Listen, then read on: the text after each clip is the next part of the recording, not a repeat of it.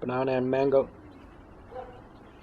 The blender over here is not powerful enough, so there's still some chunks of banana and mango in there. Quite nice, and I like having the mango with the skin on. So today we're off to the southeast side of Zimbabwe on a 5-hour drive to a town called Masvingo to visit some family, relatives and friends. And it's near a remote part of Zimbabwe, and a tourist attraction called Zimbabwe Ruins, and near a very, very big lake called Lake Mtirikwi, and that's where I'll be staying, and the rest of them will be staying in town. I'll be staying on the outskirts. Bless you. About 14 kilometers out of town. So I'm looking forward to seeing it. I haven't seen it in the past 5 years.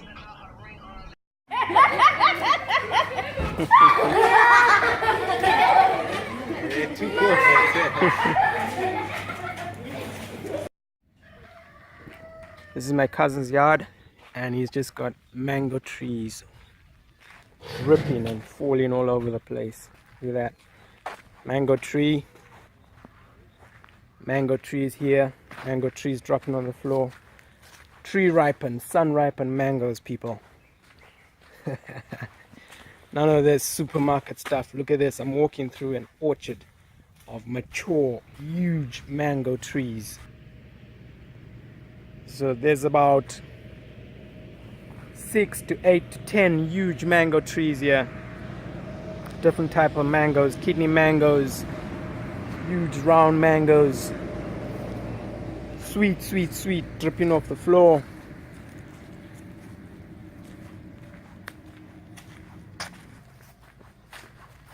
Over here, I think if you're gonna be a vegan in Zimbabwe, you can't go wrong. This would easily give Thailand a run for its money. And I say that because Zimbabwe would offer you the wildlife that Thailand doesn't. You know, Zimbabwean wildlife, you cannot get a lion, obviously, in Thailand. Hard to beat. And I could be a vegan in Zimbabwe. So far, it's so easy for me. On every corner in town, while I'm driving on the highway, it's just fruit. If not seasonal fruit or fruit protein from South Africa, there's traditional indigenous fruit that is grown in the bush naturally without man's hand. And they just bring it up to the roadside. They pick it in the bush, bring it up to the roadside, and then sell to the people as they're passing. And this cactus here, fruit tree again, prickly pear. The baboons love this. It's a gorgeous fruit if you know how to get off the little spiny parts that the fruit tree uses to protect itself. And this tree is just like the biggest mango tree I have ever seen in my whole life. This is a good 40-year-old mango tree. Man, I just can't get enough of eating mangoes. Love it.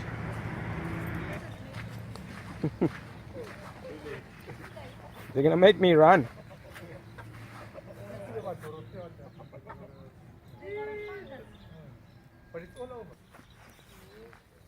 Here's more prickly pear. Here we call them Madorofia.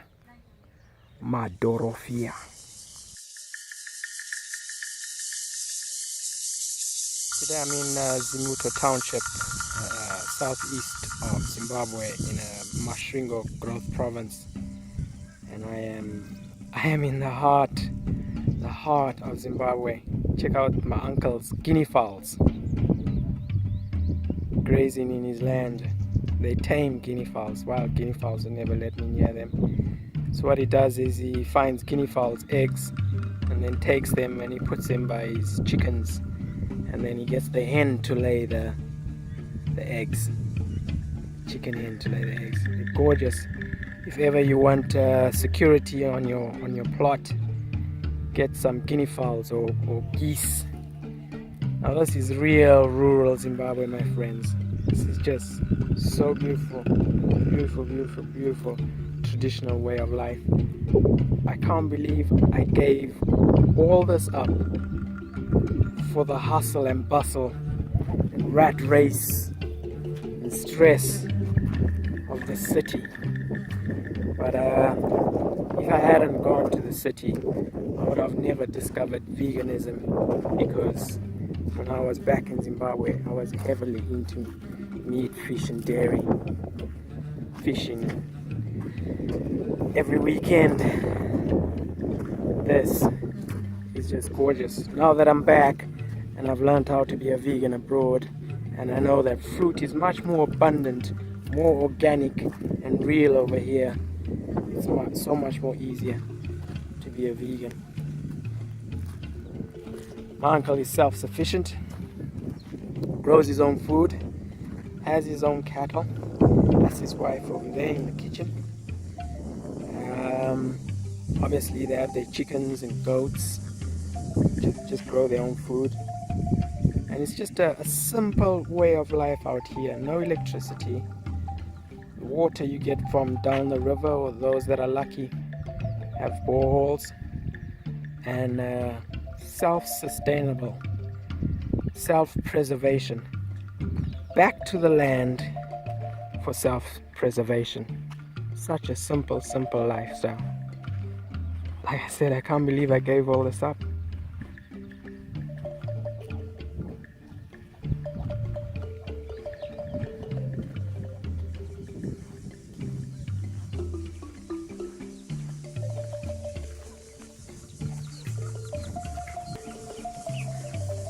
And check these out. Check this out. This chicken run, right, is 100 times more humane than how KFC or McDonald's keeps their chicken run.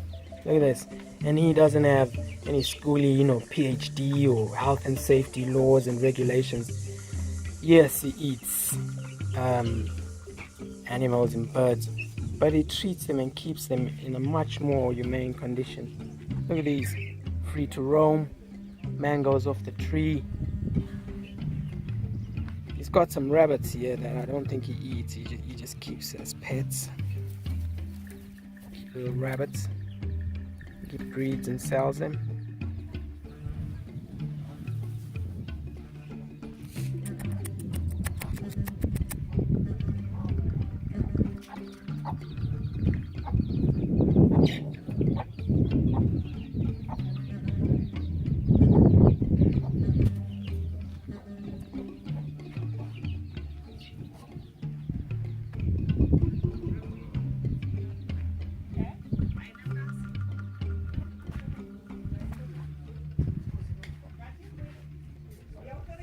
This is a guava tree. Still a long way from being ripe. And of course mangoes, abundant mangoes. Over here he's got avocados, young avocado tree. Here's my guinea fowls. I love these birds. They're just so beautiful. So beautiful. Yeah, they're so tame. Beautiful birds.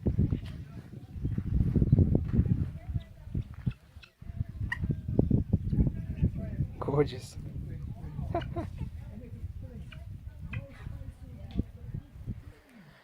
This is a mulberry tree. Yeah, no mulberries now in season. Now this is where I say Zimbabwe can rival Thailand. Look at this. A tropical fruit growing in Zimbabwe.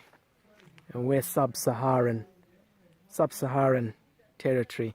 This is a young cherry moya. Yeah, do you guys know about this tree? Fruit tree, cherry moya, lots of seeds.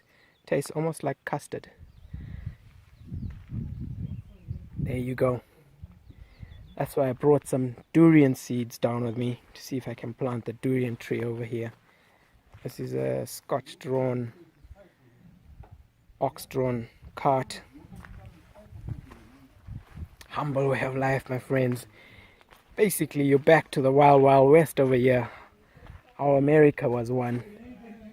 Here in Zimbabwe, the basic way of life still exists. And I'm going to show you how my grandfather's farm still looks like as well. Very, very, very, very basic. I love it.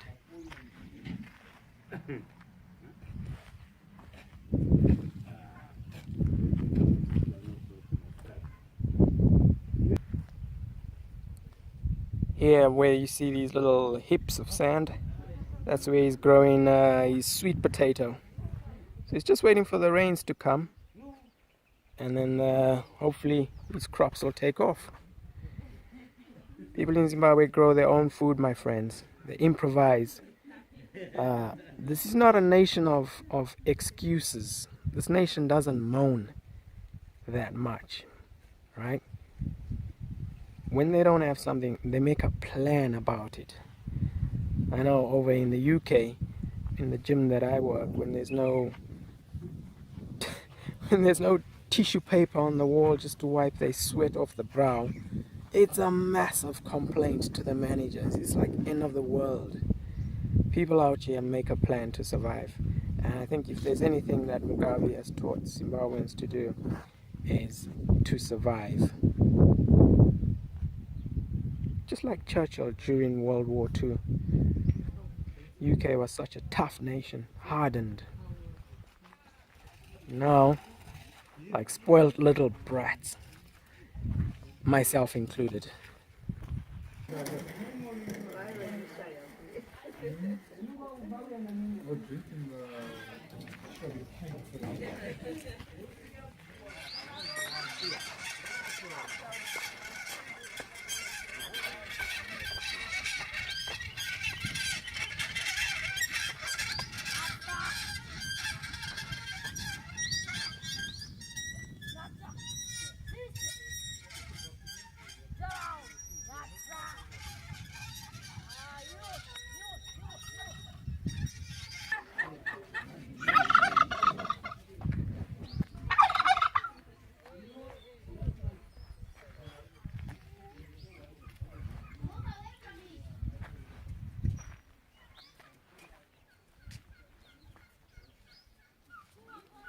Here's your real turkey dinners, people. The turkeys that you love so much. Here they are. This is the male. That's the female. The youngsters over there. He's trying to chat her up.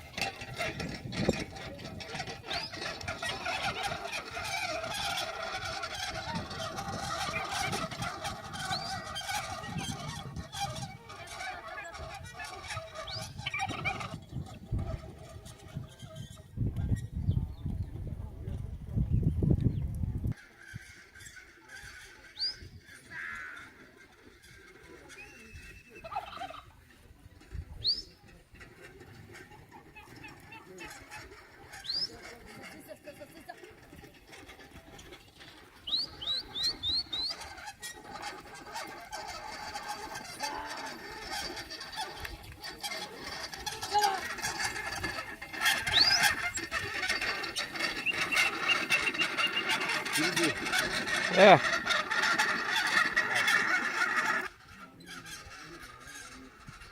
Some peachy trees. These little peaches are quite sweet. They don't grow that big. But let me tell you something, they taste like real peaches. Mmm. Oh man. Oh my, they're sweet. Mmm.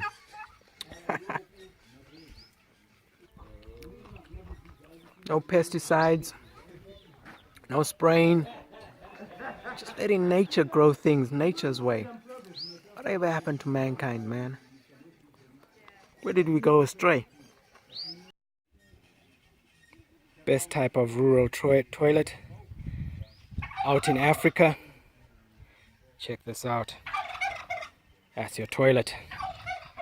Walk up into it. No door. You turn right. There it is. Toilet seat. The sunken hole. No water being flushed. No water wastage. That's it.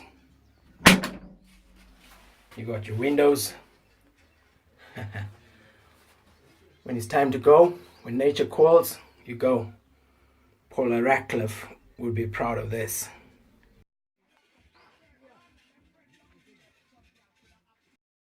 These are wild oranges. But we call them matamba. African orange. I'll show you a ripe version when we get back into town.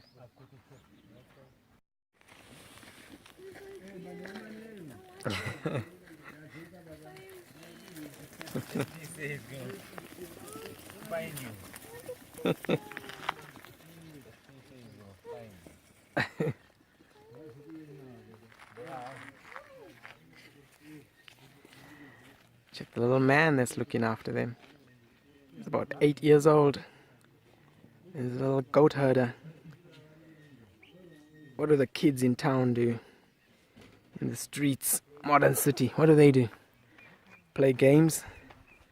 War games, eh? Get bored? Video games all day? This is the local tuck shop or beer wall. They got the solar energy going on. So it's Chief who? Chief Nemarundi. Chief Nyamarunde. Ah, nice, nice.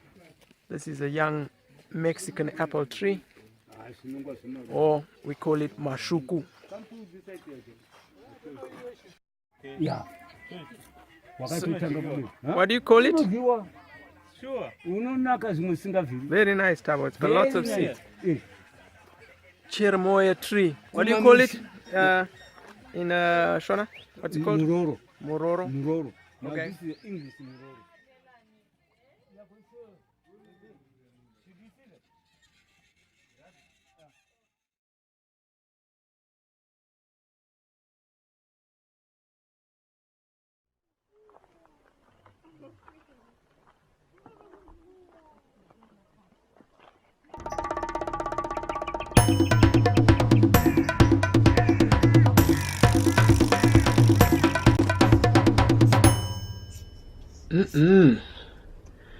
Come on, my brother.